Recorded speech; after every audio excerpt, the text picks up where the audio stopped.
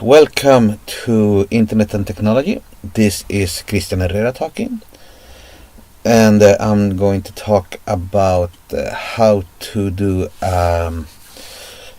trace a bitmap from a hand drawing into Inkscape and make it to an SVG, a scalable vector graphic by using Inkscape. This might be, for the first of all, I want to excuse myself. I am in my boat right now filming this. This is during the corona outbreak in 2020, so I don't have access to my office right now. So I'm recording this from my sailboat. Thereby I have this bad sound quality and bad lighting. This will be fixed in future videos, and I hope you find this helpful. Okay, you might find yourself in the situation that you want to do a hand drawing. You want to digitalize it, or maybe you are working on a logotype and you don't have a drawing board or something. Then you can actually make an image, take a photo of it, and make a SVG. So what I want to show you is how you make something that looks something like this to become something similar to this, and then you can do whatever with it. This drawing was sent to me by a friend, and this is during the corona outbreak, so it's don't touch your face. It's a meme that he wanted to do. So we start by firing up Inkscape, which is a vector graphics program.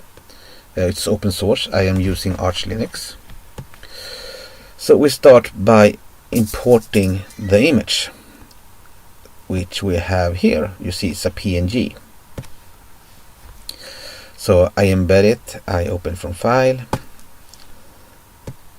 I open it, I center it where I want it. I use control and okay, if I'm using shift, as in most other programs, I can scale this, but as you see, I don't keep the aspect ratio, so it can become whatever. And this can also be useful if you want to make them fat. I can make them fatter and look like this, or I make them more skinny. But I want to keep the aspect ratio, so I use the control key and I catch the arrow and I scale it to the size I want. Once I've done that, I select my image and I use the trace bitmap. Here I can see the quality of the bitmap that I'm going to produce, and then I can fix the brightness. I can make it a live preview, and here you can see how the end result will become. So if I have too little brightness, I won't catch anything, and if I use too much, everything will become dark. So I need to find something where I'm happy. I think this is okay. I can also use I can use edge detection, I can use color quantization, the different algorithms for catching the image. But for just this type of image that is just a hand drawn using a graphic pen, I find that the brightness cutoff works quite good. So what I do now, I press the OK key. I can kill it off this window, and as you can see, I have these arrows here now. So I can grab the PNG or the ordinary image, and as you can see, I can separate it now fully from my graphics. I scale this up a little. So now I have actually created a vector graphic from the original image, so I can scale this how much I want without having it pixelized, or I can make it much smaller without losing any pixels. This is rendered by a computer algorithm. So now when I have this done, I maybe want to color something or whatever, so I can now start using the pencil tools or something similar. I can use this bucket tool now, and I want to have a brown dog or a red dog, and I can make the dog red, or make him a little browner. And we want to give him a golden necklace. So we want to give him a golden necklace. So I choose this part of the image. I choose the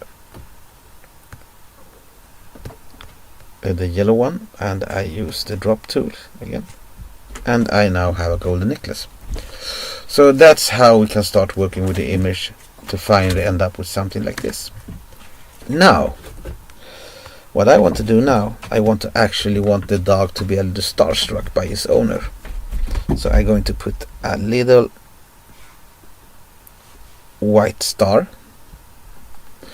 And now, as you see, since this is a scalable vector graphic, I can zoom in and out how much I want. So now I gave him 31 corners. We can give it a much smaller. We can start by, swirling this one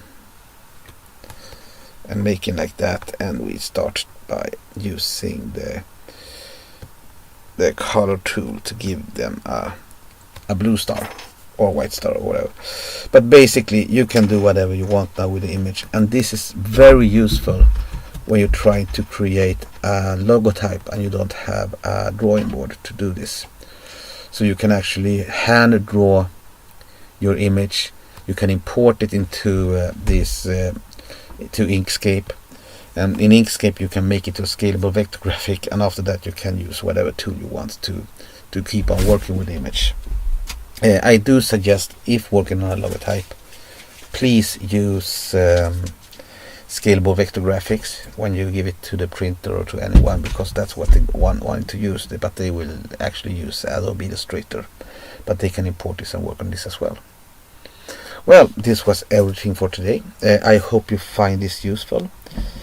If you like this type of content, please press like and subscribe, and I will make more of this kind of content just for you. If you have any questions or any suggestions on what you want me to cover, you can leave a comment or you can contact me. I have some videos planned for you. I want to make an installation video for Manjaro, because I recently installed Manjaro for my girlfriend, and I found it to be a very easy installation if you want to use an Arch-like system. I am using Arch Linux by myself with a i3 window manager. So I will make contents about internet marketing maybe. I will talk about the technology behind the internet, and I will also make other technology related videos like Linux operating systems and such. So welcome to my channel. My name is Christian Herrera, and this is Internet and Technology. Have a very nice day. Bye.